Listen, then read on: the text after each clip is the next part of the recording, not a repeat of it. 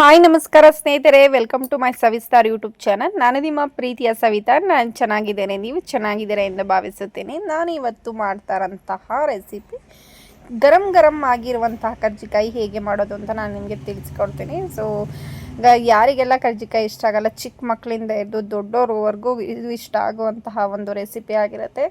So ಇದನ್ನು ಯಾವ ರೀತಿಯಾಗಿ ಸಿಂಪಲ್ಲಾಗಿ ಮಾಡೋದು ಅಂತ ಹೇಳಿ, ನಿಮಗೆ ರುಚಿಕರವಾಗಿ ಹೇಗೆ ಮಾಡೋದು ಅಂತೇಳಿ ತಿಳಿಸ್ಕೊಡ್ತೀನಿ. ನೋಡೋಣ ಬನ್ನಿ. ಇವಾಗ ನಾನು ಒಂದು ಬಟ್ಲಾಗುವಷ್ಟು ಫಸ್ಟು ನಾನು ಮೈದಾವನ್ನು ಸೇರಿಸ್ಕೊತಾ ಇದ್ದೀನಿ. ಸೊ ಅದಕ್ಕೆ ಒಂದು ಸ್ವಲ್ಪ ನುಣ್ಣುಪ್ಪನ್ನು ಸೇರಿಸ್ಕೊಂಡು ಚೆನ್ನಾಗಿ ಮಿಕ್ಸ್ ಮಾಡ್ಕೊಳ್ತಾ ಇದ್ದೀನಿ. ಹಿಟ್ಟು ಮತ್ತು ಕಲ್ಲುಪ್ಪು ಎರಡೂ ಕೂಡ ಚೆನ್ನಾಗಿ ಮಿಕ್ಸ್ ಆಗಬೇಕು. ಅದ್ರ ಜೊತೆಗೆ ಒಂದು ಅರ್ಧ ಸ್ಪೂನ್ ಆಗುವಷ್ಟು ಸನ್ಫ್ಲವರ್ ಆಯಿಲನ್ನು ಸೇರಿಸ್ಕೊಂಡು ಅದನ್ನು ಕೂಡ ಚೆನ್ನಾಗಿ ಮಿಕ್ಸ್ ಮಾಡ್ಕೊತಾ ಇದ್ದೀನಿ. ಸೊ ಈ ಥರ ಮಿಕ್ಸ್ ಮಾಡೋದ್ರಿಂದ ನಾವು ಕರ್ಜಿಕಾಯಿ ಒತ್ತುತ್ತೀವಲ್ಲ ಹಿಟ್ಟು, ಅದು ಒಂದು ಸ್ವಲ್ಪ ಕ್ರಿಸಿಪಿಯಾಗಿ ಬರುತ್ತೆ ಅಂತೇಳಿ, ಗರಂ ಗರಮ್ ಆಗಿ ಇರುತ್ತೆ ಅಂತ ಹೇಳಿ ನಿಮಗೆ ಹೇಳ್ಬೋದು. ಇಲ್ಲಿ ನೋಡಿ, ಇವಾಗ ನಾವು ಸ್ವಲ್ಪ ನೀರು ಹಾಕ್ಕೊಂಡು, ಒಂದೇ ಸರಿ ನೀರು ಹಾಕ್ಕೊಬಾರ್ದು. ನಮ್ಗೆ ಎಷ್ಟು ಬೇಕಷ್ಟು ಸ್ವಲ್ಪ ನೀರು ಹಾಕ್ಕೊಂಡು ನಾನು ಚೆನ್ನಾಗಿ ಇದನ್ನು ಹಿಟ್ಟನ್ನು ಕಲಿಸ್ಕೊತಾ ಇದ್ದೀನಿ. ತುಂಬ ಚೆನ್ನಾಗಿ ನಾದ್ಕೊಬೇಕು, ನೈಸ್ ಇದ್ರೇ ಚೆನ್ನಾಗಿ ಬರುತ್ತೆ ಈ ಕರ್ಜಿಕಾಯಿ ಅಂತಲೇ ಹೇಳ್ಬೋದು.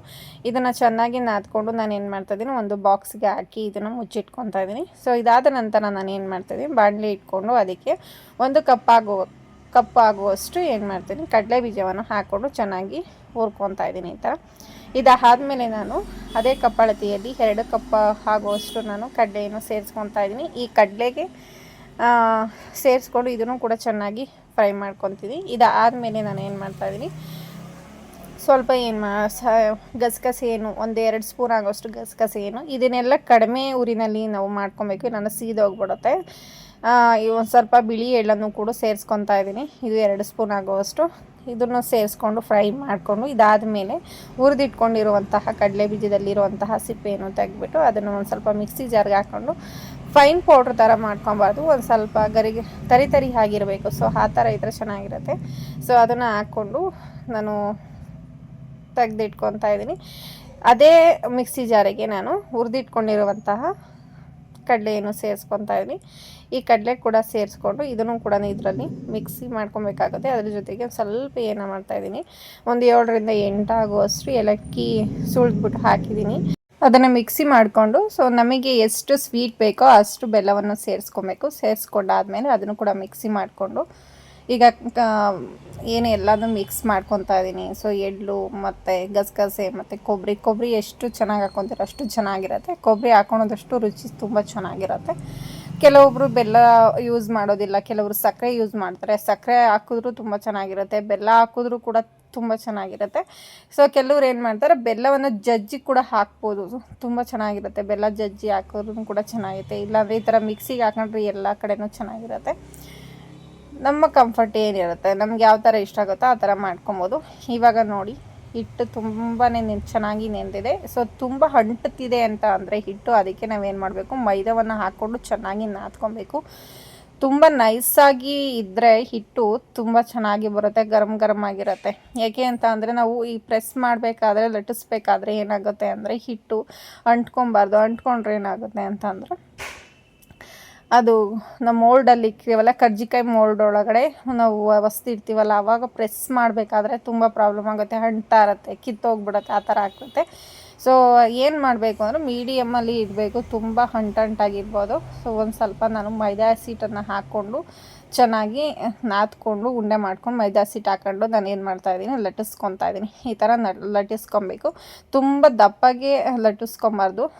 ದಪ್ಪಗೆ ಲಟ್ಟಿಸ್ಕೊಂಡ್ರೆ ಏನಾಗ್ಬಿಡುತ್ತೆ, ಕರ್ಜಿಕಾಯಿ ಅದು ಮೇಲೆ ಏನಿರುತ್ತೆ, ಸೊ ಅದು ತಿನ್ನಬೇಕಾದ್ರೆ ಗಟ್ಟಿಯಾಗಿರುತ್ತೆ. ಸೊ ಕ್ರಿಸಿಪಿನೆಸ್ ಅನ್ನೋದು ಏನು ಬರೋದಿಲ್ಲ. ಸೊ ಪಟ್ಟಂದು ಬಾಯಿಗೆ ಇಟ್ಕೊಂಡ್ರೆ ಕ್ರಿಸಿಪಿಯಾಗಿ ಪಟ್ಟ ಅಂತ ಕಟ್ಟಾಗಬೇಕು, ಆ ಥರ ಇರಬೇಕು. ನೋಡಿ ಇವಾಗ ಎಷ್ಟು ತೆಳ್ಳಗೆ ನಾನು ಲಟ್ಟಿಸ್ಕೊಂಡಿದ್ದೀನಿ. ಸೊ ಈ ಥರ ಲಟ್ಟಿಸ್ಕೊಂಡ್ರೆ ತುಂಬ ಚೆನ್ನಾಗಿರುತ್ತೆ. ಅದಕ್ಕೆ 1-1.5 ಸ್ಪೂನ್ ಆಗೋಷ್ಟು ನಾನು ಹೂರಣವನ್ನು ಸೇರಿಸ್ಕೊತಾ ಇದ್ದೀನಿ. ನೋಡಿ ಈ ಥರ ಸೇರಿಸ್ಕೊಂಡು ಅದಕ್ಕೆ ಚೆನ್ನಾಗಿ, ಅಂದರೆ ಆ ಕಡೆ ಸೈಡು ಈ ಕಡೆ ಸೈಡು ಹೋಗೋದ ಹಾಗೆ ಸೆಂಟರಲ್ಲಿ ಇಟ್ಟು ಈ ಥರ ಅದಕ್ಕೆ ಲಾಕ್ ಮಾಡಿ ಪ್ರೆಸ್ ಮಾಡಬೇಕು. ಈ ಥರ ಪ್ರೆಸ್ ಮಾಡಿ ನೋಡಿ, ಹೊರಗಡೆ ಏನಿರುತ್ತೆ ಹಿಟ್ಟನ್ನು ತೆಗಿಬೇಕು. ಈ ಥರ ತೆಗೆದ ಆದಮೇಲೆ ಕಾಣ್ತಿದೆ, ಈ ಥರ ತೆಗೆದಾದ್ಮೇಲೆ ಪ್ರೆಸ್ ಮಾಡಬೇಕು. ಒಂದು ಸಾರಿ ಪ್ರೆಸ್ ಮಾಡಿದ್ರೆ ನೀಟಾಗಿ ಕೂತ್ಕೊಳ್ಳುತ್ತೆ.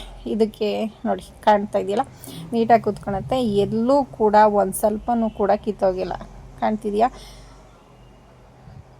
ತುಂಬ ಚೆನ್ನಾಗಿ ನೀಟಾಗಿ ಬರುತ್ತೆ, ಎಲ್ಲೂ ಕೂಡ ಸೊ ಕಿತ್ತೋಗೋದಿಲ್ಲ. ನನಗೆ ಯಾವುದೇ ಒಂದು ಇದಕ್ಕೆ ಎಣ್ಣೆ ಕೂಡ ಮೋಲ್ಡಿಗೆ ಹಾಕಿಲ್ಲ, ಆ್ಯಂಡ್ ನೀರು ಕೂಡ ಮೋಲ್ಡಿಗೆ ಹಾಕಿಲ್ಲ, ಆ್ಯಂಡ್ ಸಿಟು ಕೂಡ ಮೋಲ್ಡಿಗೆ ಹಾಕಿಲ್ಲ. ಹಾಗಾಗಿ ನಾವು ಮಾಡ್ಕೊಳೋಂತಹ ಮೈದಾ ಸಿಟಿನ ಹಿಟ್ಟು ಏನಿರುತ್ತೆ ಅದು ಪರ್ಫೆಕ್ಟಾಗಿ ಮಾಡ್ಕೊಬೇಕು.